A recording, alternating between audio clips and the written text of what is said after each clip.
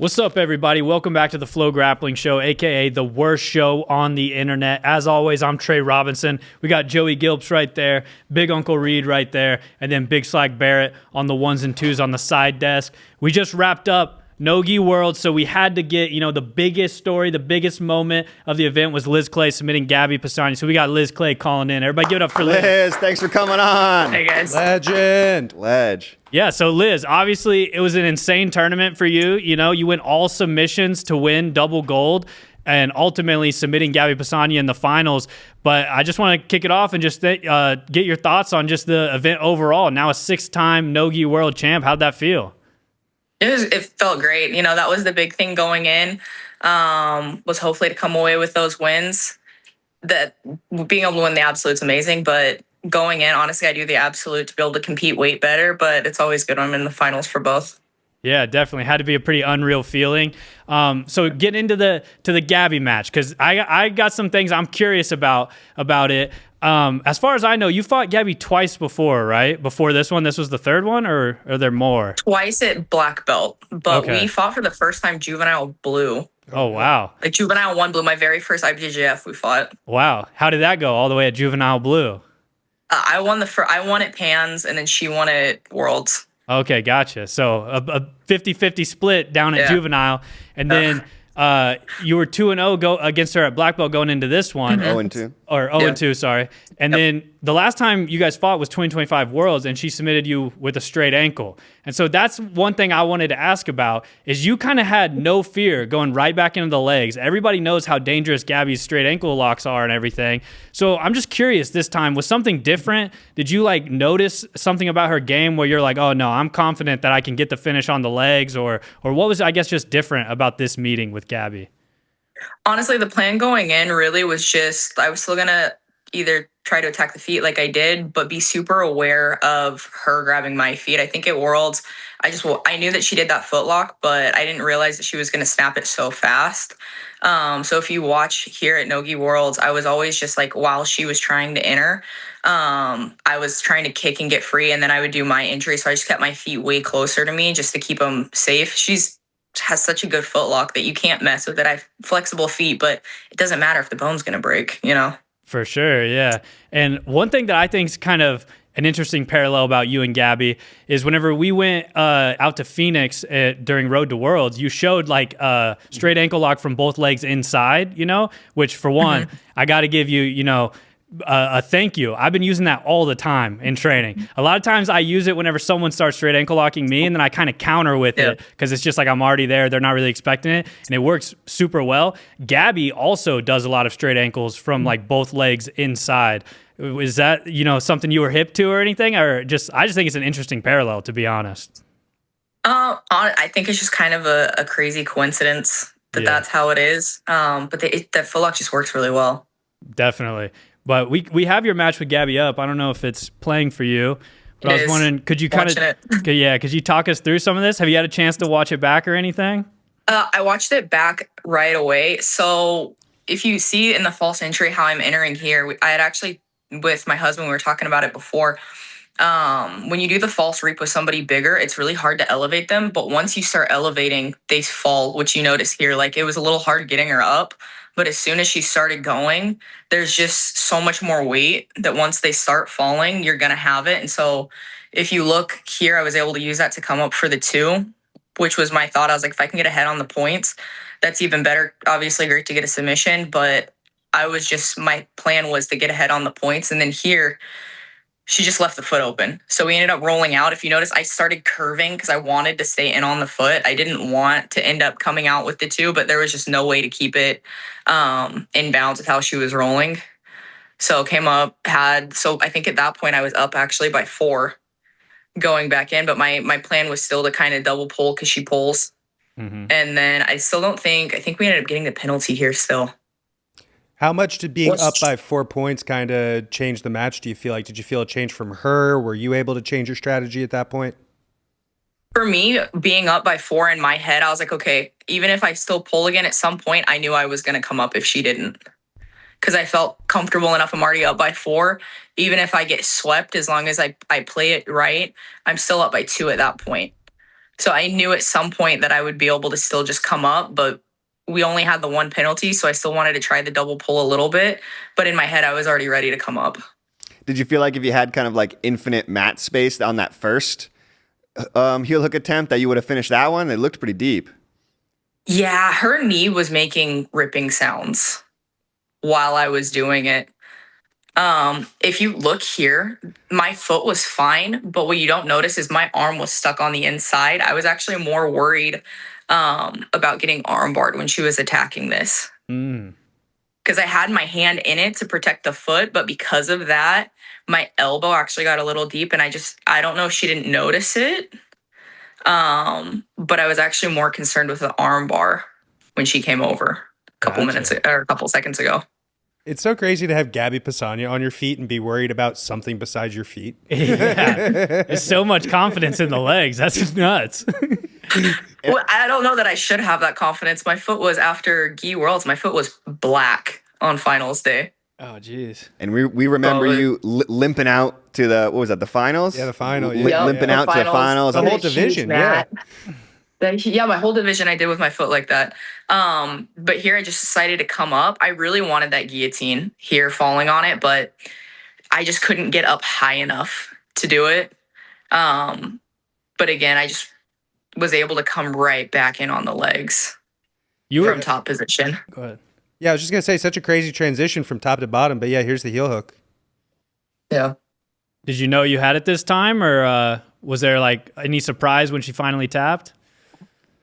You know, I knew that I had it, but I wasn't sure that she was going to tap. Some people, you just hit a point and they're just not going to tap. I've had plenty of times that I'm attacking the feet that like you feel it ripping and the person just isn't going to tap.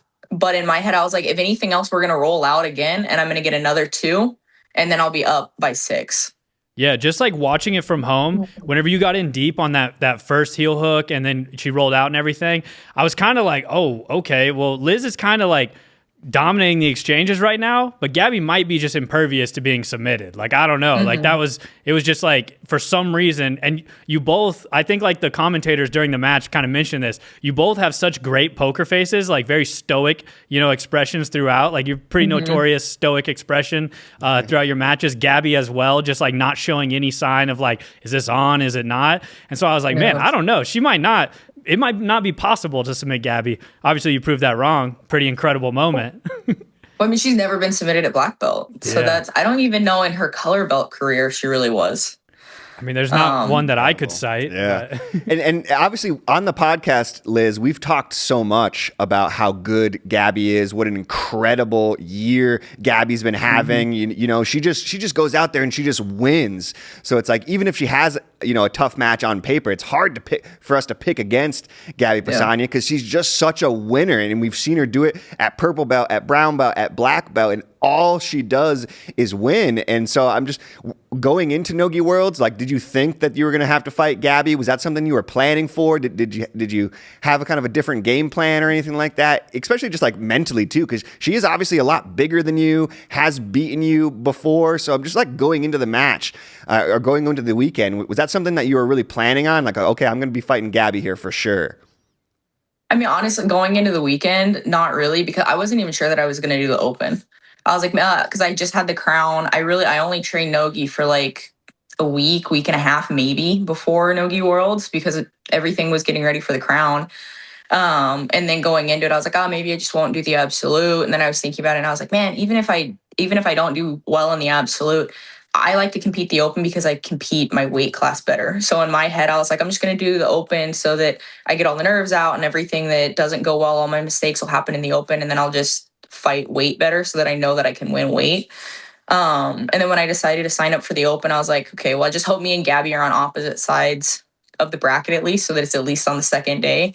And then we ended up being on opposite sides, which was nice, but I really take it match by match. And I try not to let like one person be at the forefront of anything, especially in the open. I had Adele in there as well. It wasn't like Gabby was the only big name, and Adele's won the open weight at ADCC. So I already had some big names that were kind of on my head before her.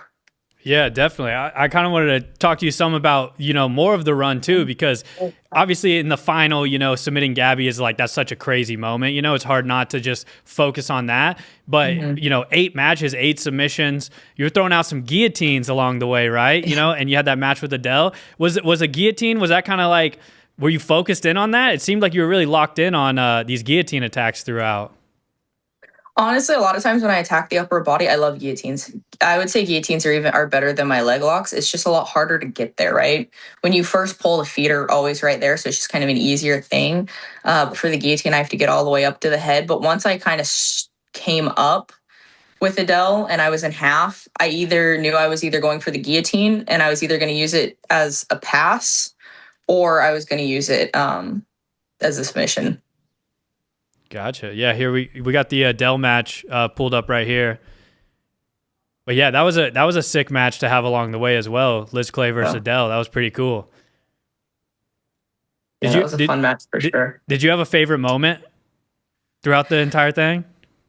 It was funny when we both got penalties because both of us looked at each other and we're like, dude, like, what more do you want? Because we were, what do you want? You want her to either give me the pass or me to stick my arm out? Like, both of us afterwards, we were talking about that. Like, what does the ref want from us? We just, okay, here, you can have the pass. Yeah.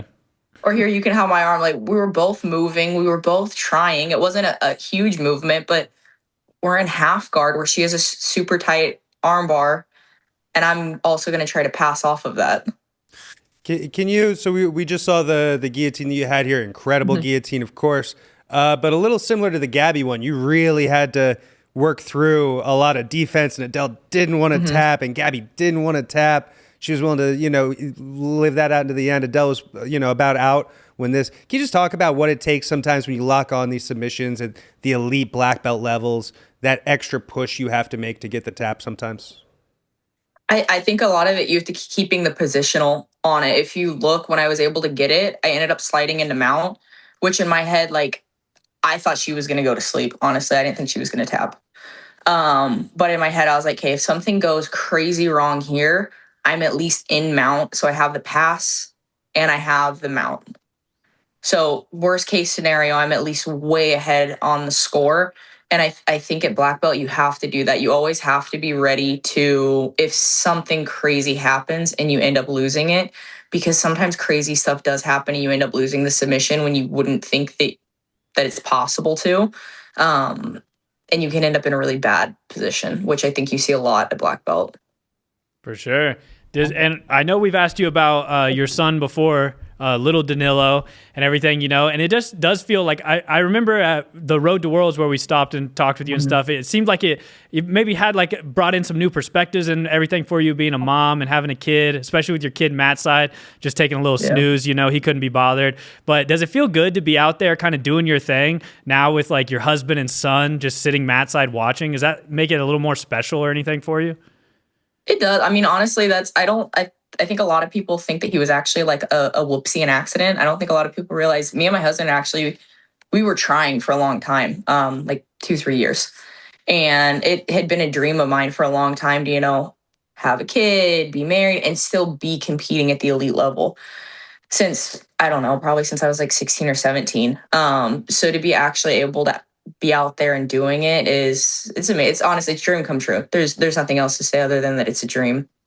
And man, Liz, I just go back to thinking. Remember when I kind of first was hip to Lis Clay, and I think it was kind of 2017 ADCC trials was really when you came on kind of my radar and probably everybody else's radar. I believe you're a blue belt 2017. You won the ADCC trials. Just what an incredible journey this has been from you. Obviously, looking from the outside into kind of where you started, and I just feel like we just got to put this into a little bit more perspective, as well. As this was one of the greatest moments in jiu-jitsu of the year, and all of us here, we've been following jiu-jitsu for a long time. We watch a lot of jiu-jitsu, tons of jiu-jitsu, and sometimes there's cool moments, and sometimes there's not cool moments, but I just wanted to say honestly, thank you for giving us one of the most incredible moments of the year. Like so often I'm watching jiu-jitsu matches and stuff like that, but it's so rare that I watch a jiu-jitsu match and I'm like, wow, this is something that the jiu-jitsu community is going to be watching for 10 years, 20 years in the future. This is a moment that people are going to be talking about for decades to come. For you, I know it's been a little bit of an up and down year for you, and a lot of people are talking about Adele and how great Adele is. A lot of people are talking about Gabby Pisania and how she's the greatest female competitor basically to ever do it, and there's a lot of great storylines going on in women's jiu-jitsu and just in jiu-jitsu in general. But to see you go out there and go 8 for 8 submissions, taking out 2 of the biggest stars in grappling, it was just such an incredible moment. And I know everybody who was watching, not just us, but it feels like I've already heard so many anecdotal stories of that. When Lis Clay submitted Gabby Pisania, I jumped out of my seat. I was screaming at my TV. It's part of it, I couldn't believe it. Part of it that I'm always rooting for Lis Clay. We're always rooting for Lis Clay. She's always a submission hunter. She doesn't care if they're bigger than her, smaller than her. If she just had a baby, it doesn't matter to Lis Clay. She's out there throwing down every single time. And I don't know. I just really, really appreciate that about you. And you really give us, just who are just fans of the sport at the end of the day. You give us something to really kind of like be excited about, cheer for, and just it reminds all of us why we love this sport and why we come back to it every weekend, and sometimes you get some 50-50 stinkers and you get some matches that end in DQ or whatever, and it's a kind of a bummer, but then you get to see why this sport is so incredible and why every dog has their day. And this was your weekend, Lis, and I just got to give you your props. I really think this was just one of the biggest moments of the year in jiu-jitsu, maybe one of the biggest moments of the last 10 years in jiu-jitsu. I think we revere Gabby to that level. We know how good she is, and I don't think everybody really knows how good she is, but the fact that you went out there and submitted her, just absolutely incredible. Props to you. Thank you for giving us something to cheer for. And clap it up for Lis. An epic run. Yeah, for sure. Yeah. Somebody go clip that. Thank you guys. Thank you guys for covering it. As always, it's great to have that, and also I get to go back and watch it now, so even better. What was that moment like when you got the finish and 6-time world champion, the crowd's going crazy and everything? Your husband is lifting a chair above his head. One of the biggest moments of your career, safe to say, or how did that feel? Definitely. Yeah, it felt amazing. I mean, I think you saw it on the mat. I got emotional. I don't get emotional ever. I don't think I've ever cried winning a match. But I think especially like with how the year's gone, had some really good moments, like won Brazilian Nationals, made it to the finals of Worlds. But then I obviously I lost beginning of the year. I had Pans I lost first round. I had 2 super fights I lost getting back into it. I've had a team change that has been needing to happen, but there's still a lot going into it, moving and everything. And so just to end the year with something so big and so amazing is just incredible. Definitely. Can we talk some about your team change? What kind of went into all that? You're now representing Six Blades in Fort Worth. You originally was your family originally from Texas and then you moved to Alaska? And then okay, so you kind of came back to Texas, huh? You skipped Arkansas? You didn't want to move, to Arkansas? And it's a good place that people don't know. Yeah.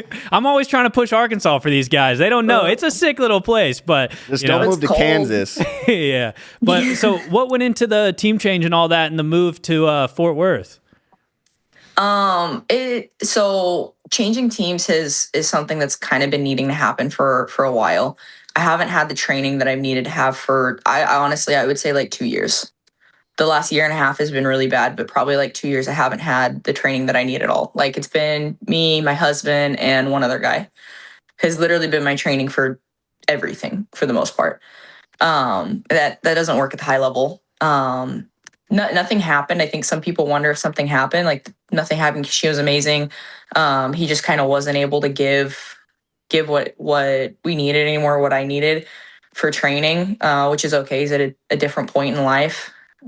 So move has kind of been needing to happen, and we've been looking for a long time.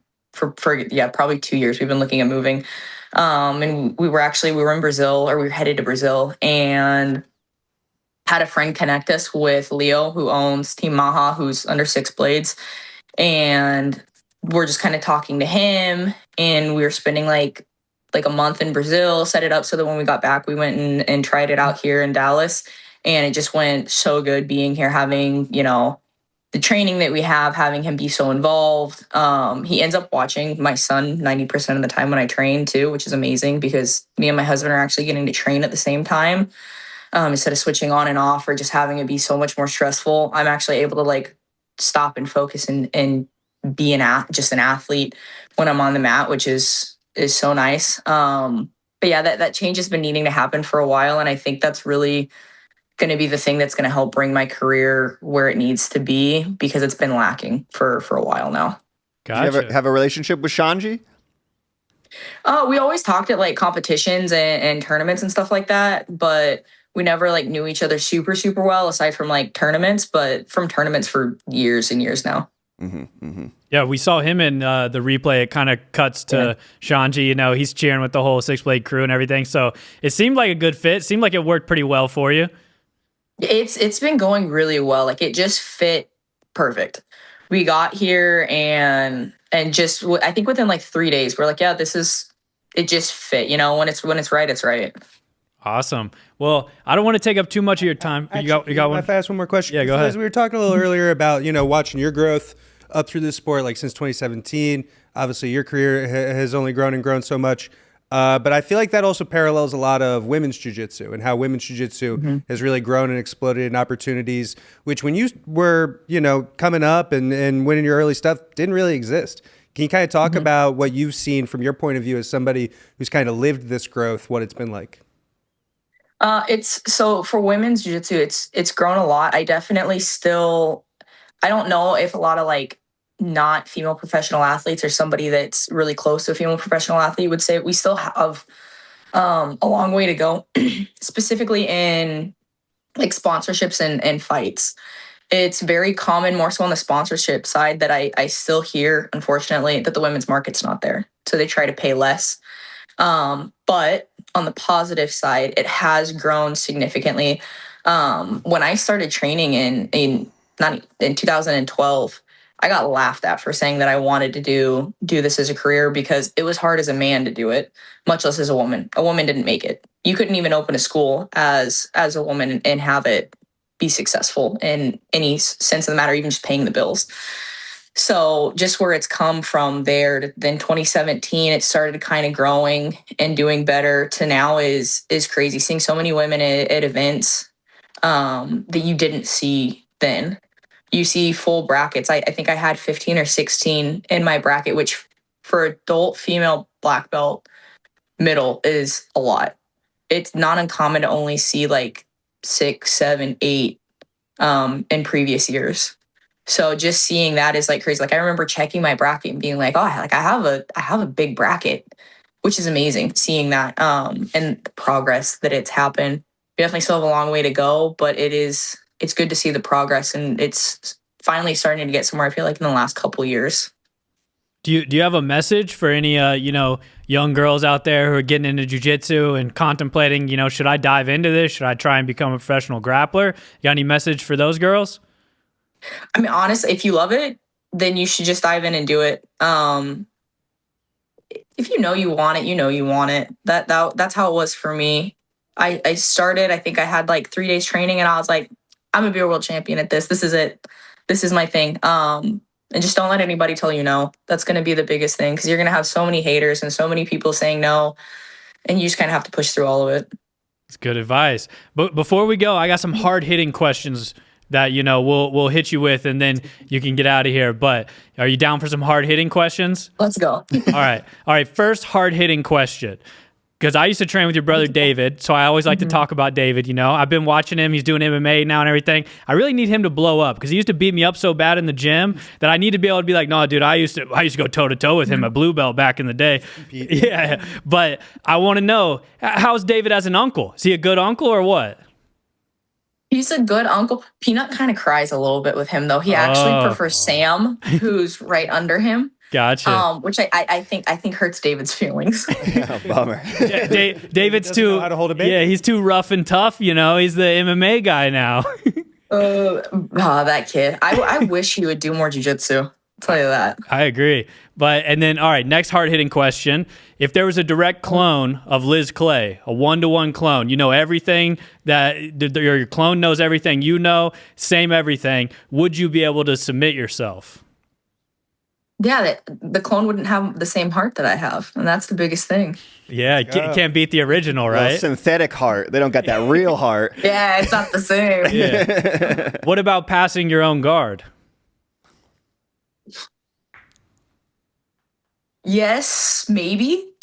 Okay. Just because I would know exactly where to mess with it, but that's a hard one. Yeah, I don't know. I've seen you play guard. I don't know if you could pass your own guard. I don't know if Lis Clay gets her guard passed all that often. I think eventually we would see like original Lis Clay or clone Lis Clay like grabbing her own foot and just like putting it by her head, and it would just be like, well, this is impossible to pass at this point. But and that's it. Yeah. But yeah, that was pretty much the only hard-hitting questions I had for you. So. Dream match. Do you have Do you have a dream match that you would love to do? Maybe let's go all time. So any competitor, past or present, we got magical powers. We're making clones. We're fictional. Do you have a dream match that you would love?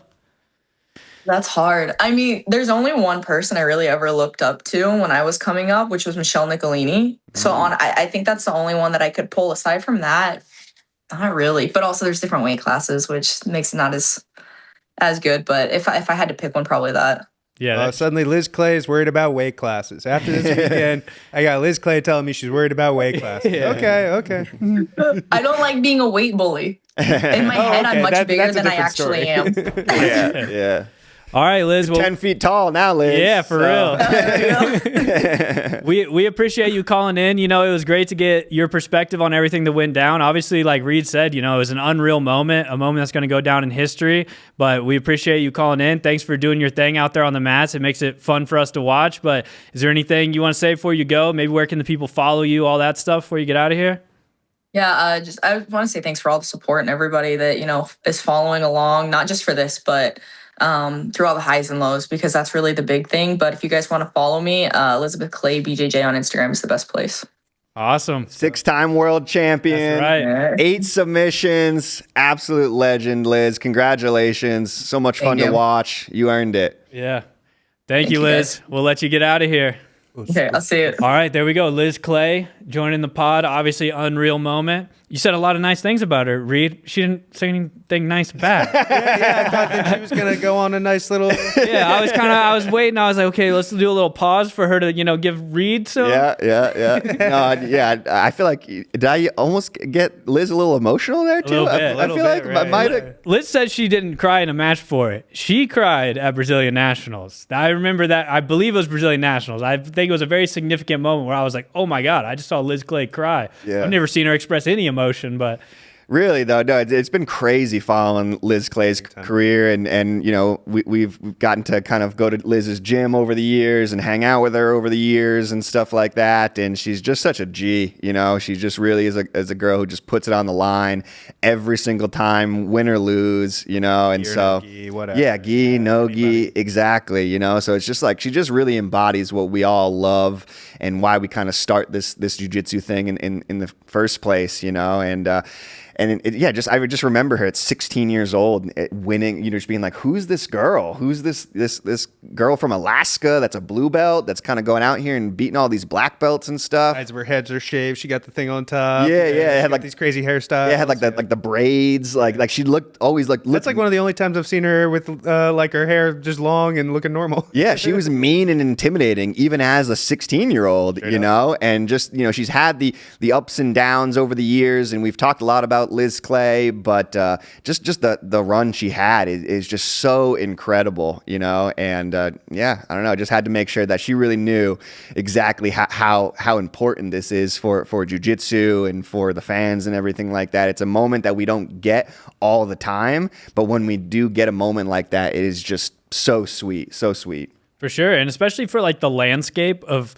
we're now going to start entering the IBJJF gi season again, and it reopens up so many things. Now that like, all right, Lis Clay got a submission win over Gabby Pisani. Now it's like when we go into Euros, it's like, okay, well, I don't know what's going to happen in the absolute now. Before it felt so like surefire. Like I know Tayani got the win over Gabby, but Gabby was able to get that back so quickly, that it was back to kind of being like, she beat her at that same tournament. Yeah, exactly. Yeah. So it's kind of like, okay, yeah, no, it still feels like if Gabby's in, Gabby wins. But now the doors are kind of blown off that. It's like, I don't know, more people can study that match. Like, I think that is a match worth studying too. And also, if you want to get good at leg locks, you should be studying Lis Clay. Like, 100%. One of the best leg lockers in the game right now. Pretty incredible. So, yeah, shout out Liz. That was awesome. That was totally awesome. I feel like I've said it a bunch of times on this show.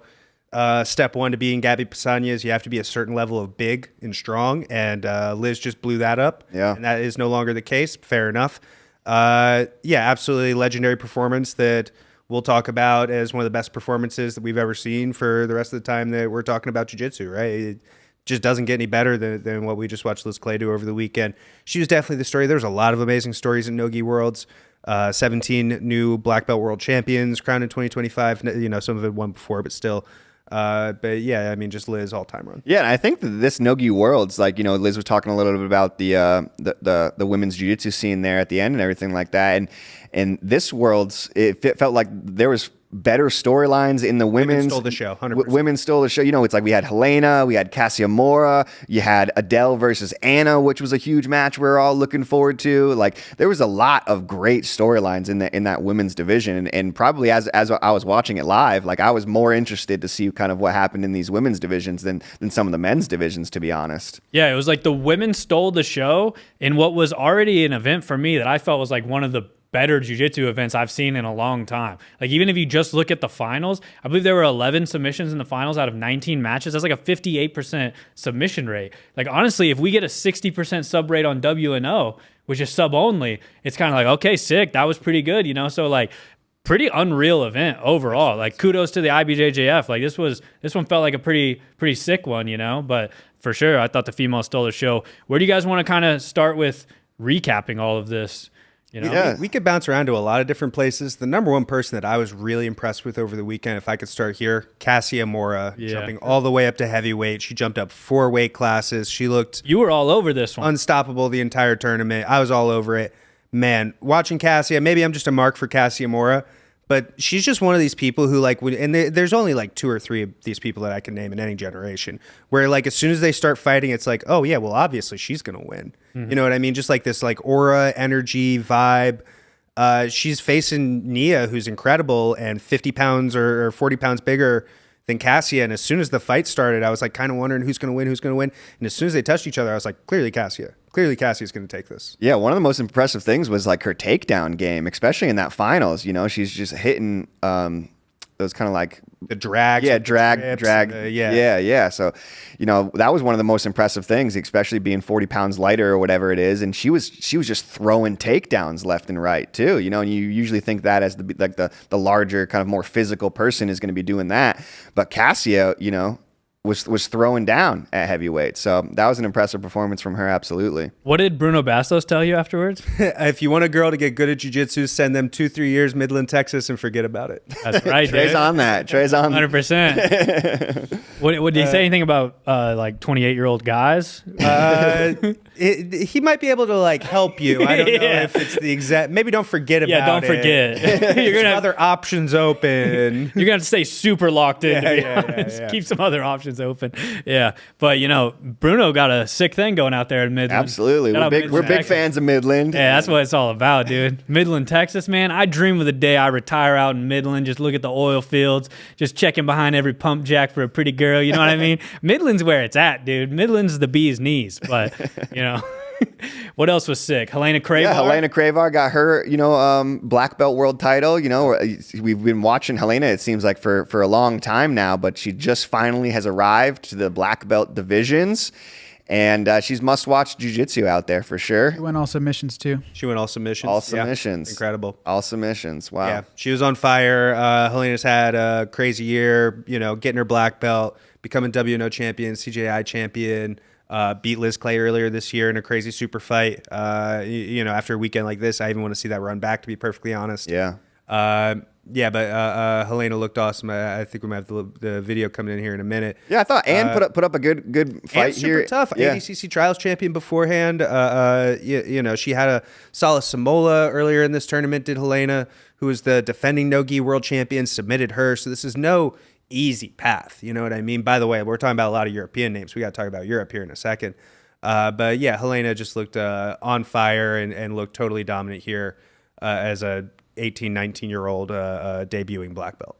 Yeah, so we're going to see Helena here in these divisions for a long time to come. Obviously, I think we all want to see the Cassia Mora match potentially and the Sarah Galvao match in there. She's going to be in there as well. So there's some interesting matches for Helena going forward. But what is she? She's pound for pound number one? Pound for pound number one. The pound for pound, it's going to be her number one, Elizabeth number two. And then tune into the rankings to see the rest soon. Yeah, so just an incredible, rise that we've really watched over the last couple of years for Helena, and now she's finally here at black belt, and she is the girl to beat. So, 100%. Yeah, definitely putting up 19 points and then getting the submission in your first black belt No-Gi World final is so crazy. But totally dominant. I love how busy Helena stays. I think that we see some people who they reach that like number one status or that pound for pound status, or they just get so established in their career that they don't really want to head out to tournaments like this. Helena's not like that, right? Helena's staying super busy, wants all the smoke that she can find, and I'm really appreciative of that. You know what I mean? That she could be somebody who is like a Gordon Ryan type in No-Gi, but also every year will show up to No-Gi Worlds and still just stomp out a bunch of people. Let's talk about the European invasion this year. We're a big Euro podcast here, and what they had it was 12 total nationalities. 8 different nationalities won a black belt world championship over the weekend. Multiple for the first time, including Scotland for the first time, Panama for the first time, Australia for the first time, crowned black belt world champions. Tarik Hopstock from Norway was a world champion. Canada also had one in there. Crazy. Lillian Marchand for Canada. Panama from Javier Barter. And then, you had guys like Poland with Pavel, Ferris from the UK.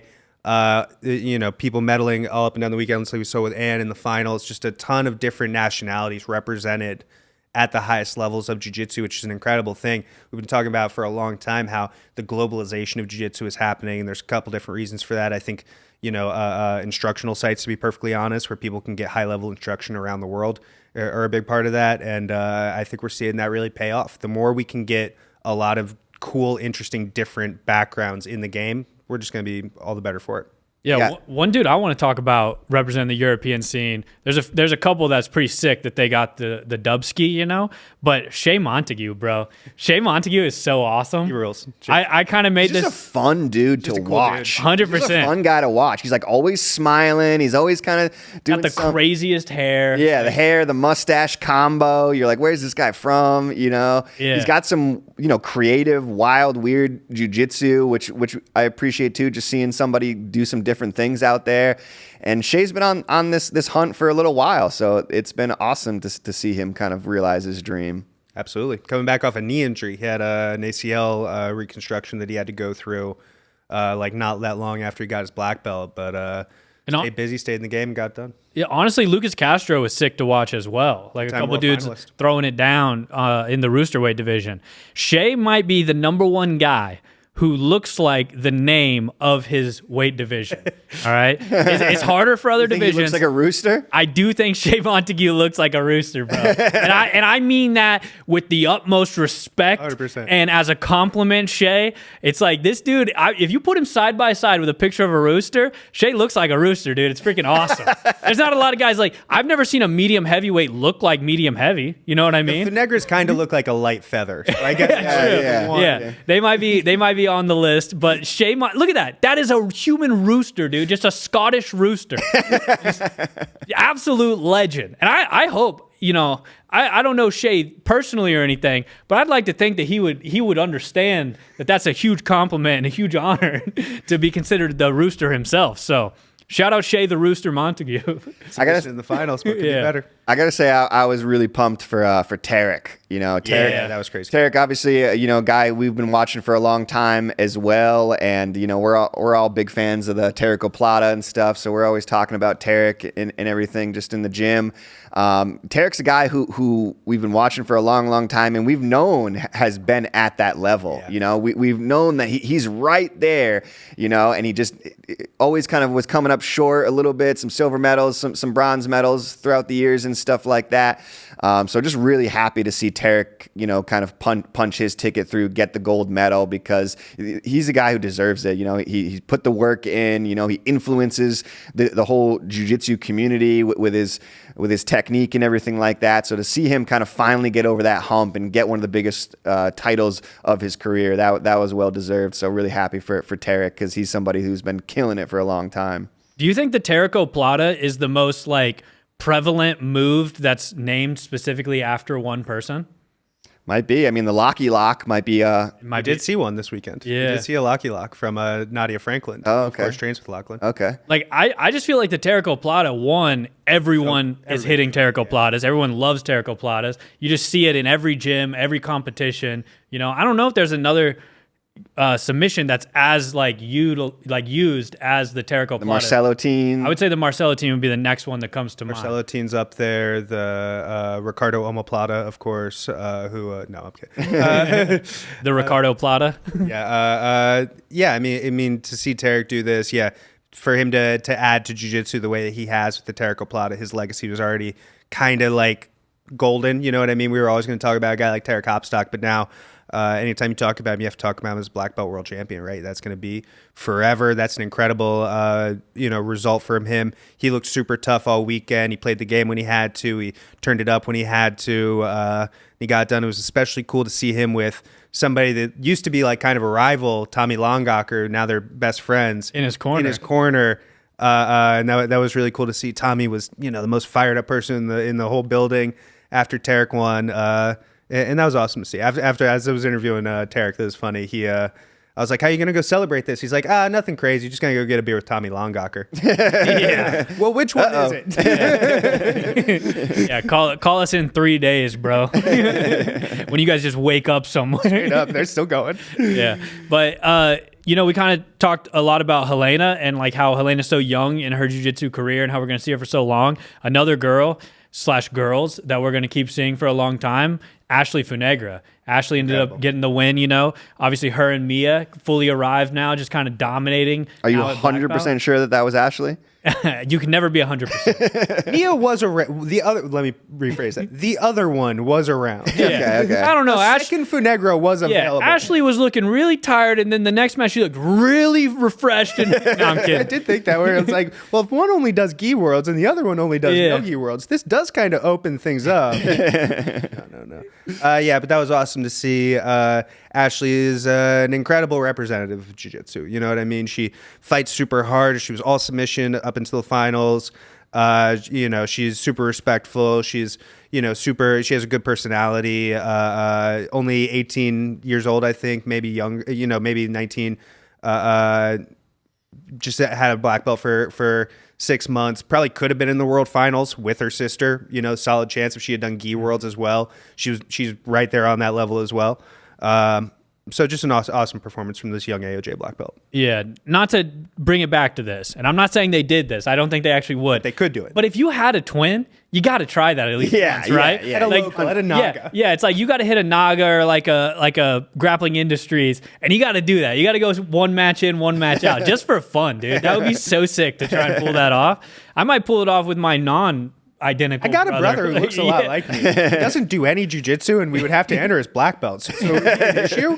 Yeah. Well, no, you got to get him to enter as a white belt. As a white belt, and then I show up. Yeah, exactly. You just got to get him to win the first, and you'll take it from there. Imagine you do that, and then you end up being the one who loses. Your brother's subbing everybody. You're going to 2-2 draw decisions. Waiting there for a decision to get read out, real nervous. I really thought that. That would be I don't know. I got stuck in his close guard for a really long time. I'm really sorry. I didn't think you would have a really good close guard. Yeah, that would be sick. But what else? AOJ looked, obviously they had a lot of great athletes throughout the whole weekend as well. AOJ just continuing to prove that they're one of the best teams in the country as well. Atos, I believe, won the team title. Yep, men and women. Crazy good. Yeah, I was just going to give another shout out to Lillian Marchand. We saw her have some great performances at brown belt this year, but was it her first black belt tournament? Yeah. Oh, no, not her first tournament, but because she was also at No-Gi Euros, didn't have the best performance, turned it all around here, looked incredible. I feel like Atos is always good for a couple of those, right? Where they just have like one or two people who just like have the most locked in tournament of their life for whatever reason, like when you show up to this World Championships. And she had some big wins along the way as well, right? I believe she beat Brianna St. Marie, and then had a great performance there in the finals. Got the submission in the finals. Against Amanda Bruce, her teammate. Kind of a bummer there when teammates got a clash like that, especially for this dream team. Like all these girls at Atos are so close and everything, but obviously, they're always down to put it on the line and stuff. But yeah, she got the sub there in the final. And then I think the other person that we really got to shout out here is the double gold champion on the men's side is Roosevelt Souza. The lone male grappler to win both Gi Worlds and No-Gi Worlds. So a huge year for Roosevelt. He had some big wins on WNO and things as well. But really impressed. I believe he got two rear naked chokes in the absolute final and weight class final. Yeah. I was really impressed with how quickly he was able to take Heike Jusula's back with like a octopus guard. Yeah, I was going to bring that up. Like Roosevelt Souza, big time octopus guard guy. Like it was kind of the octopus. It was nuts. Yeah, like he was just looking for it all over the place, and I was like, oh shit! Like Roosevelt's just gunning for that octopus stuff here.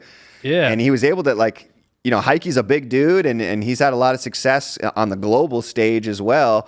And so for Roosevelt to kind of take him out so quickly, I was like, wow, Roosevelt's on it right now. No, I thought this was a great look at studying technique and stuff, like how Roosevelt's using the octopus guard. Because I know you like to play octopus too. I like to play octopus, but I feel like I'm always just playing around with it, just seeing where do I go from here? One time me and you got stuck in an octopus off. We were just we couldn't get out of the octopus. Three octopus. But it was especially hitting it with someone. Obviously Roosevelt's a huge dude, kind of an underestimated huge guy. Like when you see Roosevelt in person, it's like this is a ginormous person. Yeah, Heike Jusula might be the biggest dude in all of these competitions. Like ADCC, it's like Heike's the biggest guy, and to see him kind of pull it off and use it against such a big dude, I was like, okay, this is sick. I gotta go back and look at this, see how he's really taking the back and everything off of the octopus here. I agree, man. Roosevelt, actually, when I was walking into the venue the first day of black belt, Roosevelt happened to be right there with me, so we talked a little bit coming in. He seemed super loose. He seemed like he was just there kind of to just roll and do his day and have a good time. And he looked incredible. I don't know if I've ever seen somebody that big look that fluid on the mats. That's so rare to be able to see. And he was not facing a low level of opposition. He had some super tough guys. We all know that Elder is a super tough guy to be able to beat, let alone to look really good against, let alone to be able to submit is super, super tough. Gi and No-Gi, the only male to win a black belt Gi and No-Gi world title in 2025 is Roosevelt Souza. And for a guy who only started at age 21, it's crazy. That's unbelievable. Was this his first No-Gi? No, he's won No-Gi. He's won. Yeah, last year he was in the finals against Roberto. That's right. Yeah. 2023, that was. Oh, that was 2023? I think so. Okay. Because then that's when Roberto won the absolute title, and then in 2024, Elder won the absolute title. Okay. And here we are. Gotcha. Roosevelt. Yeah. Roosevelt, incredible, run here late and everything. Late into the year, I mean. No-Gi Pan double gold as well. Yeah. So incredible stuff. Obviously there's more that went down, but all the matches, everything's on FloGrappling if you guys want to check it out. But it's that time of year again. It's FloGrappling Awards time. We're about to kick off the 2025 FloGrappling Awards. We're going to be announcing all of the nominees rolling out in the next week or two.